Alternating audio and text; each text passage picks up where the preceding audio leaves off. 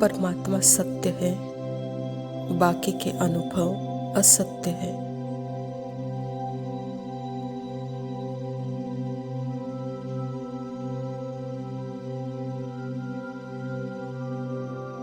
पहले बाबा परम ज्योति है, परम आत्मा है, सुप्रीम लिविंग लाइट है, और हम आत्माएं मास्टर लिविंग लाइट्स है।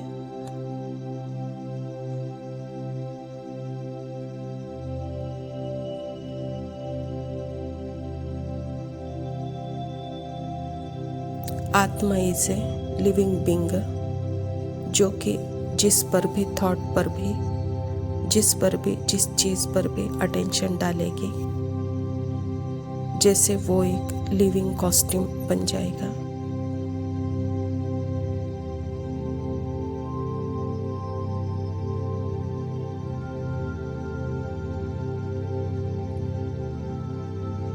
एक जीवंत पोशाक आत्मा के लिए पता है, शरीर जड़ है। हम इसके मुख द्वारा बोला जाता है, कानों द्वारा भी सुना जाता है।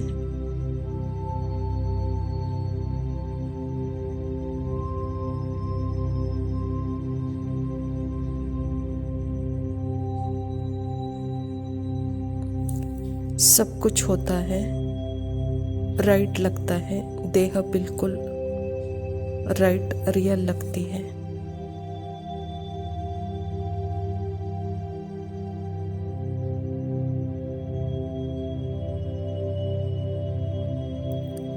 पर मोम की गुड़िया से ज़्यादा इसमें कुछ भी रियलिटी नहीं है।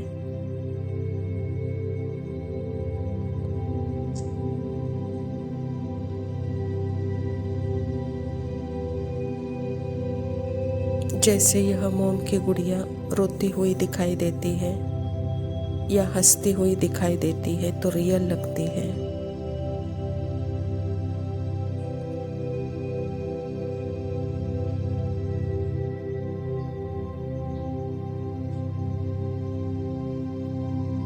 लेकिन यह मोम की गुड़िया से ज़्यादा कुछ नहीं है। मान लीजिए यह पता चला कि देह अनरियल है,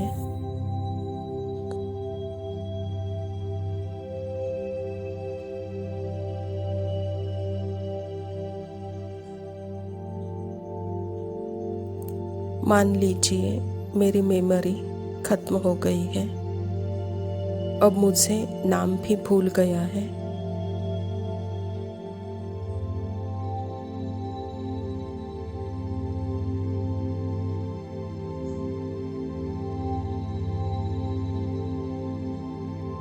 नाम के साथ परिवार भी भूल गया है, और जो देह के पदार्थ थे वह भी भूल गए हैं, भाषा ही भूल गई है।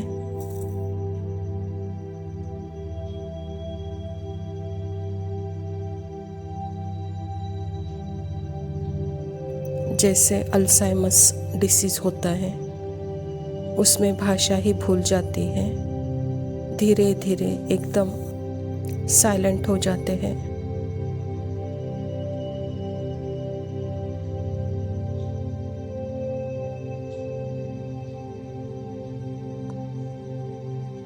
फिर भी बॉडी भी चल रही है, जैसे मेमोरी लॉस है।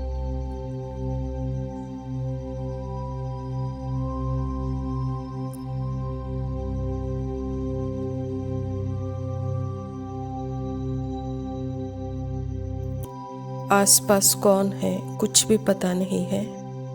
खाना खिलाया तो शरीर को खिला देंगे, सुलाने के लिए सुलाया लिटाया तो सो जाएंगे, उनको कुछ भी पता नहीं है।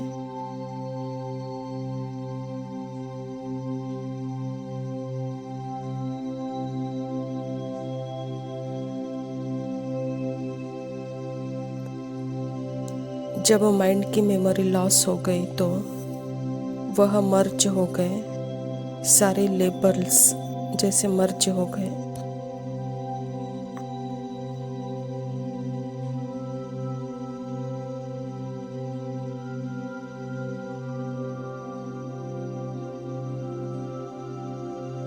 तो फिर हमारे मन के अंदर की कहानी, सारी कहानियाँ जैसे काल्पनिक हैं।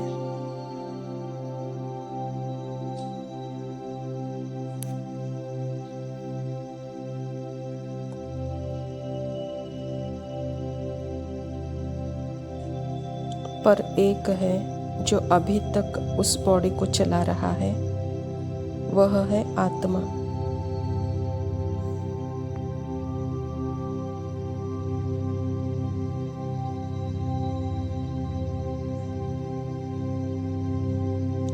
आत्मा ही जीवंत प्राणी है, एकमात्र वास्तविक, जो जीवंत और सत्य है।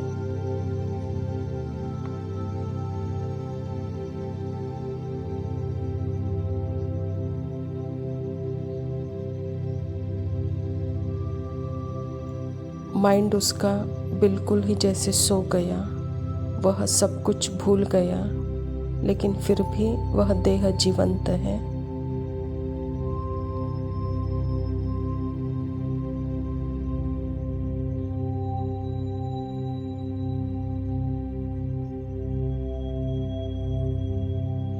हम आत्मा ज्ञान की आँख से अपने माइंड की नींद से जागते हैं।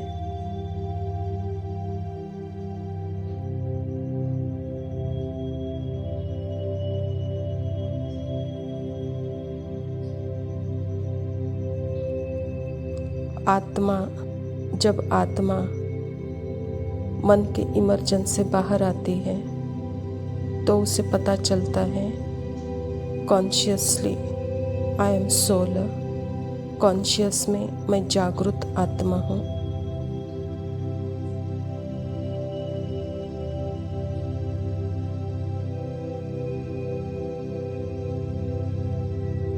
मैं आत्मा जागृत होती हूँ कि मन के अंदर की जो भी सारी लेबल्स, डिस्क्रिप्शंस, कहानियाँ, feeling, memories, good images, thoughts, यह जो कुछ भी है, जो सब कुछ है,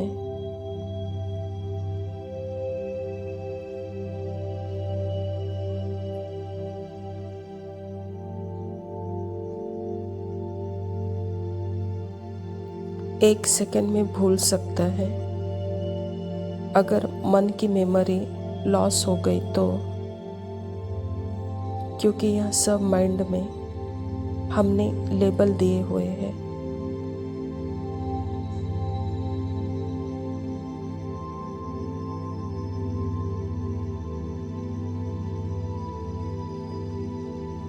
तो ऐसे परमात्मा हमें बोल रहे हैं, हमें बीमारी से नहीं करना है, हमें ज्ञान से करना है।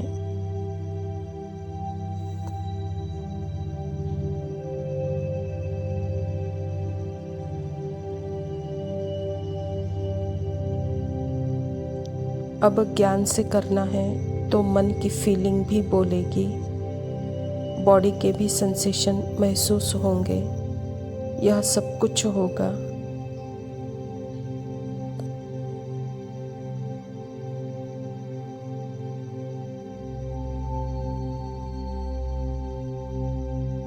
पर मैं एक लिविंग लाइट, जीवंत लाइट, मुझे पता है मैं वो लिविंग बीइंग हूँ जो हर अनुभव को जान दे रही हूँ अपने अटेंशन से।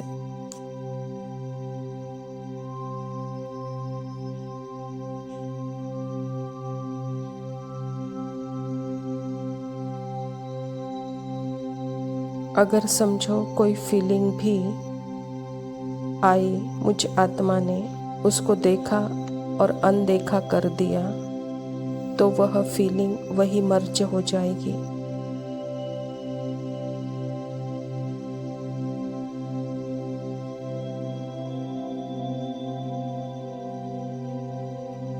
तो परमात्मा मुझे ज्ञान से बताते हैं कि बच्चे, यह स्क्रिप्टेड माइंड बोल रहा है, यह तुम्हारा माइंड तुम नहीं हो, यह माइंड की कहानियाँ हैं, तुम मेरे तरफ देखो।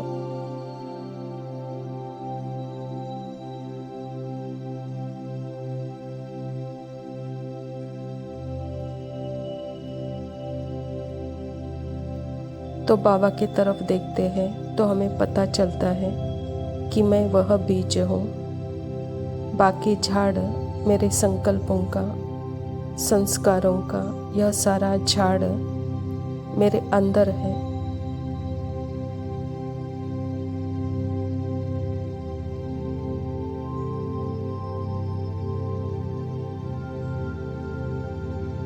मेरा ट्रुथ अनादि सत्य है। यह ज्ञान की आँख से, माइंड से साक्षी।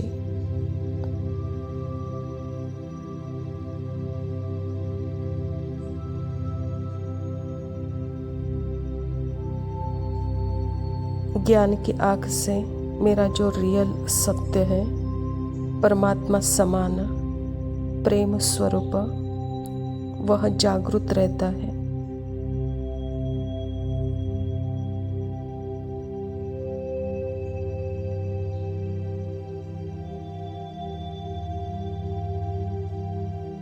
यही परमात्मा का अनुभव सत्य है, बाकी अनुभव सब असत्य है।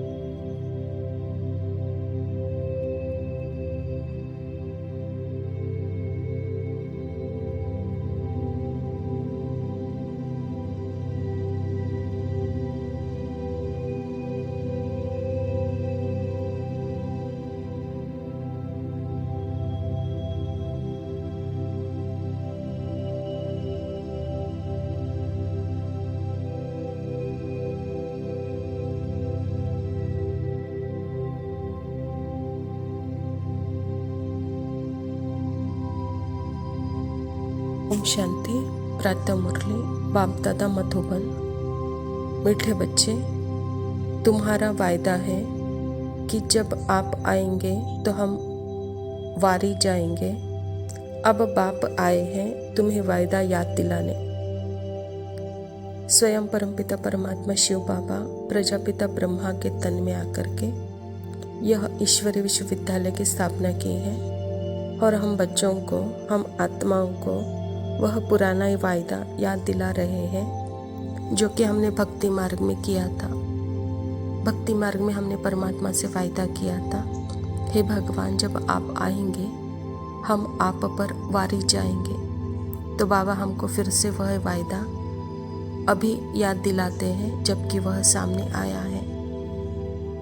तो वह वही समय है हम बच्चों को परमात्मा के ऊपर वारी जाने का, अर्थात अपना सब कुछ अर्पण करने का। प्रश्न है, किस मुख्य विशेषता के कारण पूज्य सिर्फ देवताओं को ही कह सकते हैं?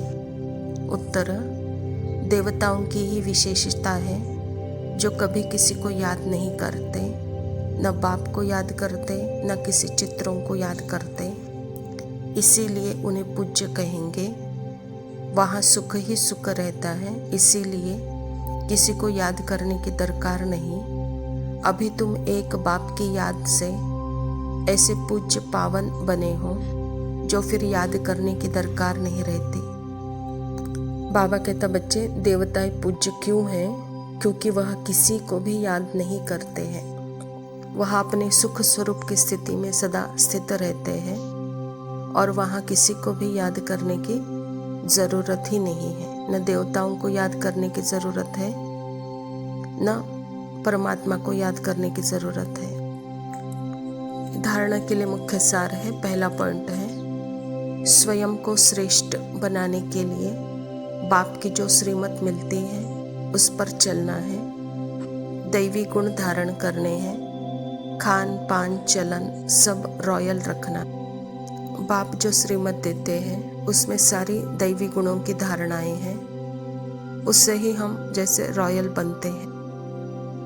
दूसरा पॉइंट है, एक दो को याद नहीं करना है लेकिन रिगार्ड जरूर देना है। पावन बनने का पुरुषार्थ करना और कराना है। जब स्मृति स्वरूप आत्मा है तो उसको न किसी की याद आती है न आनी चाहिए, क्योंकि स्मृति है तो वहाँ याद आनी नहीं चाहिए। यही रिगार्ड है, यही पुरुषार्थ है। वरदान है, नीरस वातावरण में खुशी की झलक का अनुभव कराने वाले एवर हैप्पी भव। एवर हैप्पी अर्थात सदा खुश रहने का वरदान जिन बच्चों को प्राप्त है, वह दुख की लहर उत्पन्न करने वाले वातावरण में, नीरस वातावरण में, अप्राप्ति का अनुभव कराने वाले वातावरण में सदा खुश रहेंगे और अपनी खुशी की झलक से दुख और उदासी के वातावरण को ऐसे परिवर्तन करें जैसे सूर्य अंधकार को परिवर्तन कर देता है। अंधकार के बीच रोशनी करना, अशांति के अंदर शांति लाना, नीरस वातावरण में खुशी की झलक लाना, इसको कहा जाता है एवर हैप्पी। वर्तमान समय इसी सेवा की आवश्यकता है। बाबा कहता बच्चे अपनी खुशी के अनुभव के द्वारा अनहैप्पी को भी हैप्पी करना, अशांति को भी शांति का अनुभव करना, जैसे सूर्य अंधकार को परिवर्तन कर देता है, ऐसे अपने खुशी की झलक से दुख उदासी के वातावरण को परिवर्तन कर दो। अब वर्तमान में इसी सेवा की आवश्यकता है, कहता बाबा। स्लोगन है, अशरीरी वह है जिसे शरीर के कोई भी आकर्षण अपनी तरफ आकर्षित न करे।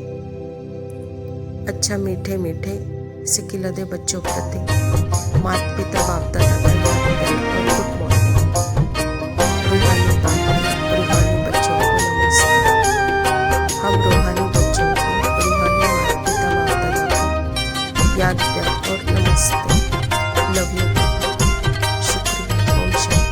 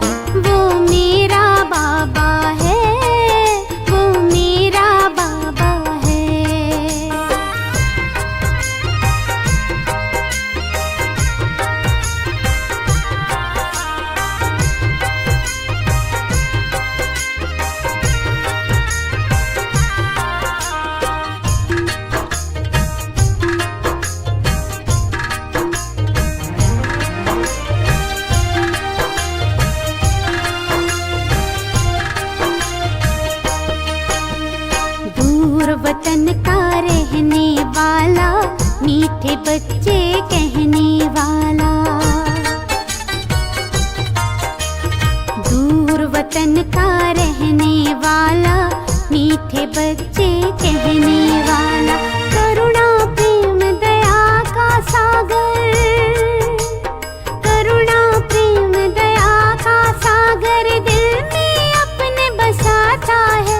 वो मेरा बाबा है, वो मेरा बाबा है, वो मेरा बाबा है, वो मेरा बाबा है।